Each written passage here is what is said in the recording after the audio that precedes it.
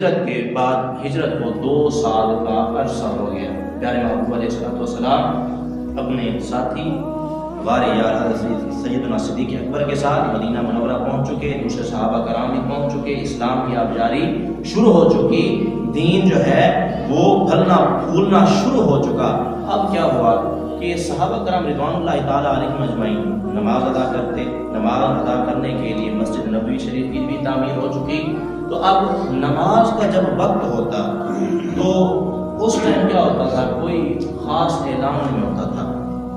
کوئی ایسی چیز نہیں تھی کہ صحابہ کرام کو نماز کے لیے، عبادت کے لیے مسجد نبوی شریف کے اندر جو ہے وہ جمع کیا جائے۔ اب امر ضرورت اس چیز کی پیش آئی کہ کوئی ایسی چیز ایجاد کی جائے، کوئی ایک ایسا آلہ ہو، کوئی ایک ایسا عمل ہو تاکہ جیسے ہی نماز کا وقت ہو تو وہ عمل کیا جائے، سارے صحابہ کرام رضوان اللہ تعالیٰ علیہم اجمعین جو ہے نماز کا وقت ہوتے ہی مسجد کے اندر تشریف لے آئے۔ تو اب جب 2 سال ہو چکے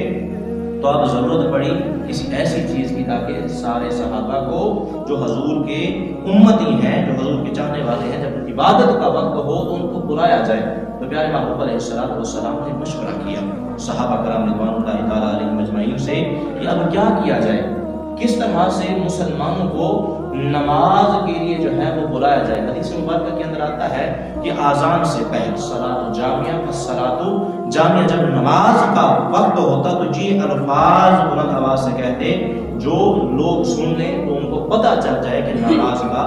وقت ہو چکا ہے۔ تو فرمایا اب آذان کے لیے جو ہے حضور صلی اللہ علیہ وآلہ وسلم نے صحابہ کرام سے مشورہ کیا کہ کون سا ایک ایسا عمل ہو کہ کس طرح سے صحابہ کرام رضوان اللہ تعالیٰ علیہ مجمعین کو نماز کے لیے جو ہے وہ بلایا جائے۔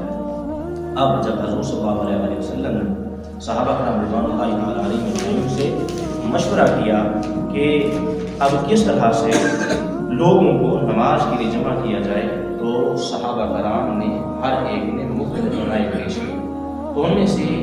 بعض نے کہا کہ یا رسول اللہ کہ ہم جو ہے جب نماز کا وقت ہوگا تو جس طرح سے انصار ہیں وہ، جسے ہم سور کہہ لیں کہ کیا جسے ہم آواز نکالنے والا کوئی آلہ کہہ لیں، وہ اس زمانے کے اندر ایک آلہ تھا۔ تو صحابہ کرام نے کہا کہ یا رسول اللہ جس طرح انصار جو ہے وہ بجاتے ہیں، اسی طرح ہم بھی نماز کے وقت وہ بوگ یا سور جو ہے وہ پھونکیں گے، آواز نکلے گی تو سارے لوگوں کو پتہ چل جائے گا، ہر ایک نماز کے لیے آ جائے۔ بعض نے کہا کہ یا رسول اللہ کہ ہم آگ جلائیں گے، جب آگ بلند ہو جائے گی لوگوں کو پتہ چل جائے گا کہ نماز کا وقت ہے تو سارے لوگ جو ہے نماز کے لیے حاضر ہو جائیں گے۔ اور بعض لوگوں نے کہا کہ جس طرح سے یہودی لوگ ہیں وہ جو ہے بوق بجاتے ہیں، ہم بھی اسی طرح بجائیں۔ تو اب یہ ہر ایک مشورہ دے رہا ہے، کسی نے کہا کہ ناقوس بجایا جائے جس طرح جو ہے نصارہ بجاتے ہیں، کسی نے کہا جس طرح یہودی بوق بجاتے ہیں ہم بھی اسی طرح بجائیں، کسی نے کہا جیسے مجوسی آگ جلاتے ہیں ہم آگ جلائیں، لوگ آگ کو دیکھ کر جو ہے وہ سارے نماز کے لیے جو ہے وہ جمع ہو جائیں گے۔ اب یہ ساری کی ساری جو مشورے دیے جا رہے تھے یہ اسلام سے پہلے لوگوں نے اپنا رکھے تھے، ہر ایک کی اپنی پہچان تھی، لیکن اسلام ایک منفرد دین ہے، جداگانہ اپنی پہچان رکھنے والا تھا۔ تو اسلام کے لیے بھی ایک ایسی منفرد چیز کی ضرورت تھی جو ان سے ہٹ کر ہو،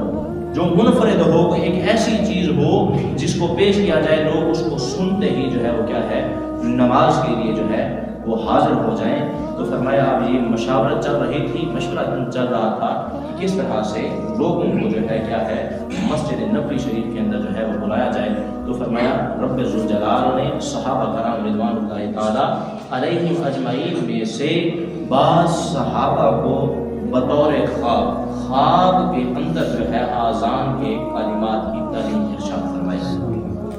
آذان کے کلمات خواب کے اندر جو ہے وہ کیا ہے تعلیم دیے گئے کہ اس طرح سے یہ الفاظ جب نماز کا وقت ہو تو بلند آواز سے کہے جائیں تو لوگ اس کو سن کر جو ہے وہ نماز کے لیے حاضر ہو جائیں۔ تو فرمایا مختلف روایات ہیں کہ جن میں سے ایک روایت تو یہ ہے کہ 3 لوگ تھے کہ جن کو جو ہے وہ خواب آیا کہ جس کے اندر ان کو تعلیم دی گئی کہ یہ آذان کی کلمات جو ہیں وہ کیا ہیں تعلیم کی دیے گئے کہ جب نماز کا وقت ہو تو یہ کلمات کیے جائیں۔ تو ان میں سے پہلے جو صحابی ہیں جن کو خواب میں یہ تعلیم دی گئی وہ ہیں حضرت سیدنا عبداللہ بن زید بن ثعلبہ رضی اللہ تعالی عنہ۔ دوسرے صحابی جن کو خواب کے اندر آذان کی تعلیم دی گئی وہ صحابی حضرت سیدنا عمر رضی اللہ تعالی عنہ ہیں، اور اس کے علاوہ تیسرے صحابی ہیں وہ حضرت سیدنا صدیق اکبر، جنہوں نے خواب میں دیکھا کہ ان کو بھی جو ہے وہ کیا ہے آذان کی تعلیم دی گئی کہ جب نماز کا وقت ہو تو یہ کلمات جو ہے وہ کہے جائیں۔ اس کے علاوہ بعض روایتوں میں یہ اوسط طبرانی کے اندر ہے کہ جس کے اندر حضرت سیدنا صدیق اکبر کا ذکر ہے کہ انہوں نے بھی خواب دیکھا۔ اس کے علاوہ کچھ اور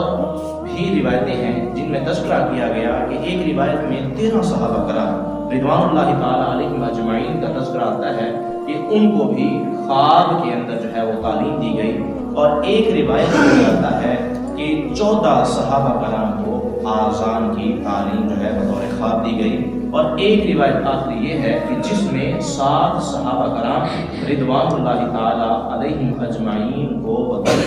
خواب کے اندر آذان کی تعلیم دی گئی۔ تو اب پیارے محبوب علیہ السلام کے صحابہ کرام رضوان اللہ تعالی علیہم اجمعین کو بطور خواب آذان کی تعلیم دی گئی کہ اب جب نماز کا وقت ہو تو یہ کلمات جو ہیں وہ کہے جائیں، تو لوگ ان کو سن کر جو ہے وہ نماز کے لیے حاضر ہو جائیں۔